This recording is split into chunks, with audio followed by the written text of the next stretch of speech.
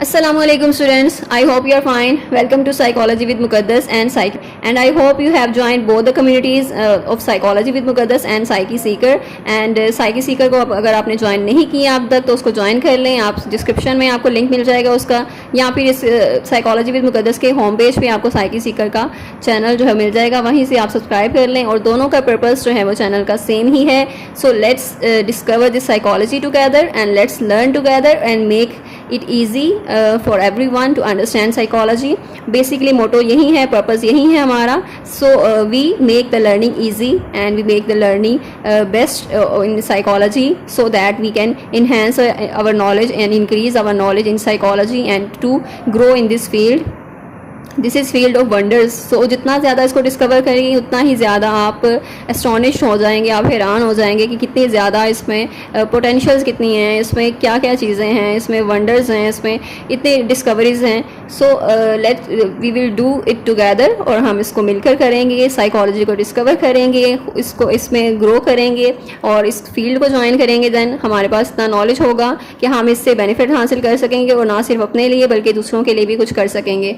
सो hypothesis testing है lesson number 22 और ये पिछले जो चैप्टर्स हैं उनसे ही लिंक करता है. अगर आपने वो लेक्चर्स नहीं अटेंड किए तो फिर ये इस लेक्चर की आपको समझ नहीं आएगी, तो उससे पहले आप दूसरे लेक्चर्स अटेंड करें. और हाइपोथेसिस टेस्टिंग का ये थर्ड लेक्चर है. इट मीन्स हमने इसको इन्होंने पार्ट्स में कर दिया है और 4 पार्ट्स हैं इसके. हाइपोथेसिस टेस्ट के 4 चैप्टर्स हैं जिसमें से ये थर्ड वाला है और इसमें हम देखेंगे हाइपोथेसिस टेस्टिंग के बारे में मज़ीद चीज़ें होंगी कुछ, लेकिन सारी चीज़ें रिजेंबल करती हैं दूसरी चीज़ों से जो आप पढ़ चुके हैं, उनसे मिलती जुलती हैं. थोड़ा सा ही डिफरेंस है लेकिन ज़्यादा डिफरेंस नहीं है. So let's start the video. अच्छा, हाइपोथेसिस जो है फाइनल डिसीजन जब हम लेते हैं, जो हमारी हाइपोथेसिस होती है, जो हमने अजम्पशन बनाई होती है, उसकी जो वैल्यू आती है हम उसको फिर जी स्कोर में देखते हैं और जी स्कोर उसका लेते हैं. जी स्कोर निकालने के लिए वो जो फॉर्मूला दिया गया था आपको प्रीवियस लेक्चर्स में मेंशन है, G is equal to mean minus mu, यानी जो सैम्पल मीन है उससे हमने माइनस कर देना है अपने पॉपुलेशन मीन को and then over the standard error. Standard error हम फाइंड आउट करते हैं, उसका भी अलग से फॉर्मूला है. और अगर ये सारा आप जी स्कोर फाइंड आउट करते हैं और जी स्कोर को आप डिस्ट्रीब्यूशन कर्व में देखते हैं तो उसमें आप चेक करते हैं कि हमारी वैल्यू कहाँ पर फॉल कर रही है. अगर वो क्रिटिकल रीजन में है तो दैट मीन्स कि हम अपनी नल हाइपोथेसिस को रिजेक्ट कर देंगे और हमारी अल्टरनेटिव हाइपोथेसिस जो है वो उसको एक्सेप्ट कर लेंगे. और अगर हमारी जो जी स्कोर है वो हमारी हाई प्रोबेबिलिटी एरिया में फॉल कर रही है वैल्यू, तो इट मीन्स कि हमने उसको नल हाइपोथेसिस को एक्सेप्ट कर लेना है और हमारी जो ट्रीटमेंट है उसका कोई इफेक्ट नहीं है. जो इंडिपेंडेंट वेरिएबल है, इंडिपेंडेंट वेरिएबल पे कोई इफेक्ट नहीं कर रहा और कोई चेंज नहीं कर रहा और कोई सिग्निफिकेंट चेंजेस नहीं है उसमें. सो बेसिकली पर्पस यही है इसको करने का, हाइपोथेसिस टेस्टिंग को. एंड देन फैक्टर्स हैं, कुछ फैक्टर्स हैं जो कि हाइपोथेसिस टेस्ट को इन्फ्लुएंस कर रहे हैं. अब सबसे बड़ा फैक्टर तो इसमें जी स्कोर का है कि जी स्कोर का साइज़ क्या है, यानी जितना ज़्यादा जी स्कोर का साइज़ होगा इट मीन्स कि उतना ही ज़्यादा डिफरेंस है हमारे सैम्पल मीन में और हमारी पॉपुलेशन मीन में. और जितना ज़्यादा डिफरेंस होगा उतना ही ज़्यादा इट मीन्स कि हम वो वैल्यू जो है हमारी क्रिटिकल रीजन में आएगी और हमारी नल हाइपोथेसिस जो है उसको हमने रिजेक्ट कर देना है. और जैसे कि आपको पता है एग्जांपल्स भी आपको प्रीवियस लेक्चर में दी थी कि अगर आप सपोज एक सिंपल सी एग्जांपल है कि अगर पॉपुलेशन का आप एवरेज जो है वो हाइट चेक करना चाह रहे हैं और उस पर आपने एक सैंपल लिया है और आपने जो एवरेज हाइट है उसकी अजम्पशन बनाई है पॉपुलेशन की कि 6 फीट है. जब आप सैंपल कलेक्ट करते हैं, सैंपल जब कलेक्ट करके उसकी एवरेज आप हाइट फाइंड आउट करते हैं तो जो एवरेज निकालेंगे, जो सैंपल स्टैटिस्टिक्स आपके पास आएंगे तो वो होगा 5 और 5.2 इस तरह होगा. तो इट मीन्स कि आपकी जो अजम्पशन है जो आपने बनाई थी, जो नल हाइपोथेसिस है, उसको हमने रिजेक्ट कर देना है. जितना ज़्यादा डिफरेंस होगा उतने ही ज़्यादा हमारी जो अजम्पशन है वो रिजेक्ट हो जाएगी. अगर तो हमारी अजम्पशन के साथ बिल्कुल वो मैच करता है सैम्पल स्टैटिस्टिक्स जो है या बहुत कम डिफरेंस है उसमें, देन हम उसको एक्सेप्ट करेंगे. हमारी अजम्पशन जो है उसको वो ट्रू हो जाएगी, यानी वो फॉल्स नहीं होगी, उसको हम रिजेक्ट नहीं करेंगे. तो बेसिकली पर्पज़ यही है और इन्होंने बार बार ये एक ही बात को घुमा फिरा के बयान किया हुआ है, डिफरेंट वेज में बताया हुआ है. और बेसिकली यही है इनका पर्पज़, तो कि आपको अंडरस्टैंड हो जाए ये कॉन्सेप्ट. लेकिन जिन स्टूडेंट्स को बेसिक्स की अंडरस्टैंडिंग नहीं है, बेसिक्स नहीं पता, उनके लिए ज़्यादा मुश्किल है, उन्हें किसी भी चीज़ की फिर समझ नहीं आती और उनके लिए भी ज़्यादा मुश्किल हो जाती है. नेक्स्ट फैक्टर्स हैं यहाँ पर, 2 मेन फैक्टर्स बताए हैं। इंपॉर्टेंट क्वेश्चन भी है ये आपका कि आपने हाइपोथेसिस टेस्ट के जो आउटकम है उसको इन्फ्लुएंस कर रहे हैं, यानी आपका जो रिजल्ट आ रहा है उसको कौन से फैक्टर्स इन्फ्लुएंस कर रहे हैं। तो फर्स्ट वाला जो फैक्टर है वो वेरिएबिलिटी ऑफ द स्कोर है, यानी कि आपका स्कोर कितने ज़्यादा वेरिएबल हैं और कितने ज़्यादा डिफर कर रहे हैं या कितने डिविएट कर रहे हैं, या आपकी सैम्पल जो मीन है उससे कितना ज़्यादा डिस्टेंस है या डिविएट है उससे ज़्यादा। तो यानी उसको हम मेजर करते हैं स्टैंडर्ड डेविएशन से और वेरिएंस से, या स्टैंडर्ड डेविएशन से करते हैं या फिर वेरिएंस से करते हैं। और ये हमारा पर्पस होता है कि हम स्कोर्स को देखें कि हमारे स्कोर्स जो हैं वो नॉर्मली डिस्ट्रीब्यूटेड हैं या फिर वो कितना ज़्यादा वो डिफर कर रहे हैं, कितना ज़्यादा डिस्टेंस है उनका मीन में और स्कोर में, और कितने ज़्यादा एक्सट्रीम स्कोर्स हैं हमारे पास। तो ये जो वेरिएबिलिटी होती है बहुत ज़्यादा मैटर करती है। जितनी ज़्यादा वेरिएबिलिटी होगी उतना ही ज़्यादा ये हमारे स्टैंडर्ड एरर के साइज को इफेक्ट कर रही होगी। जैसे कि स्टैंडर्ड एरर का आपको पता है कि हमारी जो स्टैंडर्ड एरर है, जो आपकी मीन है, जो स्टैंडर्ड डेविएशन है, उसमें फॉर्मूला में आती है, जो स्टैंडर्ड एरर का फॉर्मूला है is equal to standard deviation over n size, यानी एन जो है उसका अंडर रूट लेना है आपने, एन आपका सैम्पल साइज है। तो ये दोनों चीज़ें मैटर करती हैं जो स्टैंडर्ड एरर में, और ये दोनों चीज़ें जो फार्मूला में आपके इन्फ्लुएंस कर रही हैं, ये दोनों फैक्टर्स इन्फ्लुएंस कर रहे हैं। और जितना ज़्यादा ये डिस्टेंस होगा, पहली यानी स्टैंडर्ड डेविएशन ज़्यादा होगी तो इट मीन्स कि आप जो स्टैंडर्ड एरर है वो ज़्यादा होगा आपका, और जितना स्टैंडर्ड एरर ज़्यादा होगा इट मीन्स कि आपकी नल हाइपोथेसिस जो है वो रिजेक्ट हो जाएगी। आपके सैम्पल मीन में और आपके पॉपुलेशन मीन में डिफरेंसेस ज़्यादा हैं, यानी कि ज़्यादा डिफरेंसेस हैं, तो आपकी जो अजम्पशन है वो फॉल्स हो जाएगी, ट्रू नहीं होगी।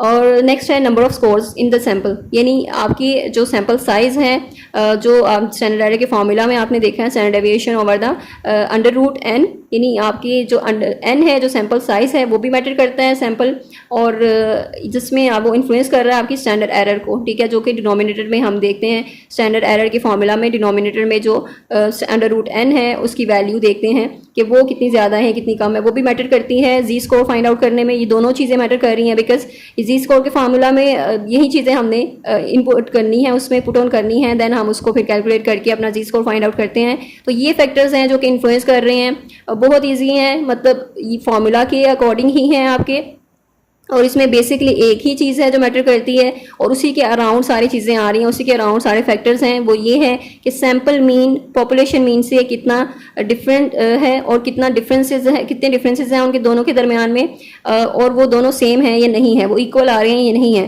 तो ये हमारी अजम्पशन जो है वो हमने चेक करनी होती है, इसी बेस पे होती है कि वो कितना ज़्यादा डिविएट कर रहा है, कितने ज़्यादा डिफरेंसेस हैं दोनों में। जितना ज़्यादा डिफरेंस होगा इट मीन्स कि हमारी जो अजम्पशन है वो फॉल्स हो जाएगी। तो बेसिकली पर्पस भी यही है हाइपोथेसिस टेस्ट करने का। Then statistical power of the test, यानी कि टेस्ट की पावर क्या है, उसकी स्टैटिस्टिकल पावर क्या है। तो पावर ये है जो आपकी प्रोबेबिलिटी होती है टेस्ट की कि हम नल हाइपोथेसिस को रिजेक्ट कर सकें जब हमारे पास जो ट्रीटमेंट है उसका कोई इफेक्ट है, ठीक है, यानी जो हमारी नल हाइपोथेसिस है उसी सूरत में रिजेक्ट होगी जब ट्रीटमेंट का इफेक्ट है, यानी कि ऑल्टरनेटिव हाइपोथेसिस हमारी वहाँ पे फुलफिल हो रही है तो हमने रिजेक्ट कर देनी है नल हाइपोथेसिस को। अगर तो कोई इफेक्ट नहीं है, कोई चेंज नहीं है, तो फिर हमारी नल हाइपोथेसिस को हम एक्सेप्ट कर लेते हैं। तो this is called the power और पावर ऑफ स्टैटिस्टिकल टेस्ट, और ये प्रोबेबिलिटी है कि टेस्ट जो है वो करेक्टली उसको रिजेक्ट कर देगा जो फॉल्स हमारी नल हाइपोथेसिस है, ठीक है। जो हमारी नल हाइपोथेसिस जो क्रिटिकल रीजन में आ रही है वो हमारी फॉल्स नल हाइपोथेसिस है, उसको हमने रिजेक्ट कर देना है।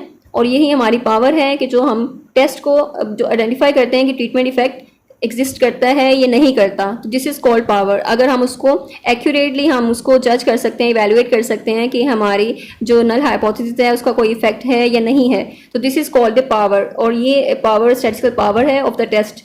यहाँ पर दो पॉसिबल आउटकम्स हैं इसके हाइपोथेसिस टेस्ट के, या फिर हम उसको रिजेक्ट करने में फेल हो जाते हैं, यानी हम उसको एक्सेप्ट कर लेते हैं जो कि फॉल्स हाइपोथेसिस होती है, या फिर हम उसको रिजेक्ट कर देते हैं। और फर्स्ट आउटकम जो है वो उसमें हम देखते हैं जब यानी फेल टू रिजेक्ट, हम उसको रिजेक्ट नहीं कर पाते जबकि वो फॉल्स हाइपोथेसिस होती है। दिस इज टाइप 2 एरर, कि हम टाइप 2 एरर यहाँ पे कमिट कर रहे हैं जिसको हम आइडेंटिफाई करते हैं probability is equal to beta. और सेकंड आउटकम ये है हमारा कि प्रोबेबिलिटी जो है हमारी 1 माइनस बीटा, यानी हम उसको रिजेक्ट कर रहे हैं नल हाइपोथेसिस को जबकि रियल फैक्ट उसमें है, और this is called the power of test. तो पावर ऑफ टेस्ट जो है वो इसका फॉर्मूला क्या है, ये यहाँ पे इंपॉर्टेंट क्वेश्चन है, ये एमसीक्यूज हैं आपके। नेक्स्ट है फैक्टर्स कौन से इन्फ्लुएंस कर रहे हैं पावर ऑफ द टेस्ट को। तो यहाँ पर आपने फैक्टर्स देखना है, यानी कि आपकी जो पावर है आपकी डिटेक्ट करने की, वहाँ पर कोई ट्रीटमेंट इफेक्ट है या नहीं है, कोई चेंजेस हैं या नहीं है। तो जितने भी चेंजेस प्रेजेंट होंगे वहाँ पर इट मीन्स कि आप उसको नल हाइपोथेसिस को रिजेक्ट करने में कामयाब हो गए हैं। अदरवाइज आप उसमें फेल हो जाते हैं, तो दिस मीन्स कि वो पावर ऑफ टेस्ट जो है उतनी ज़्यादा रिलायबल नहीं है। तो पावर जो है वो अवॉइड करती है कि जो प्रोबेबिलिटी है टाइप 2 एरर को कमिट करने की।